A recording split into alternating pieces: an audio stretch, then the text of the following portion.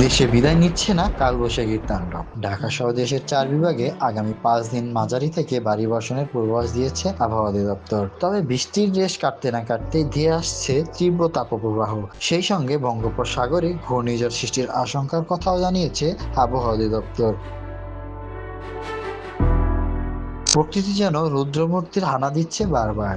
গত কয়েকদিনের কালবৈশাখী আর শিলাবৃষ্টিতে বিপর্যস্ত হয়ে পড়েছে জনজীবন। বজ্রপাতে প্রাণহানির খবর আসছে দেশের নানান প্রান্ত থেকে। এই বৃষ্টি আর ঝড়ের প্রবণতা এখনই থামছে না। আবহাওয়া অফিস বলছে ঢাকা সহ ময়মনসিংহ, চট্টগ্রাম ও সিলেট বিভাগে আরো অন্তত 5 দিন চলবে ভারী বর্ষণ। তবে বৃষ্টির এই স্বস্তি সাময়িক। এরপরে আকাশ হবে মেঘমুক্ত আর বাড়তে থাকবে তাপমাত্রা।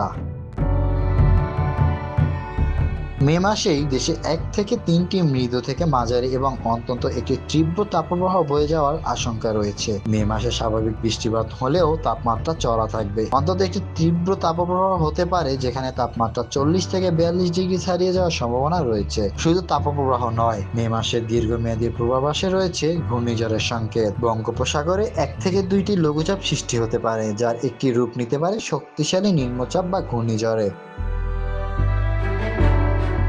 নদ নদীর অবস্থা বর্তমানে স্বাভাবিক থাকলেও বিচ্ছিন্ন ভারী বৃষ্টির কারণে উত্তরাঞ্চল ও উত্তর পূর্বাঞ্চলের নদীর পানি সমতল সময় বেঁধে বৃদ্ধি পেতে পারে।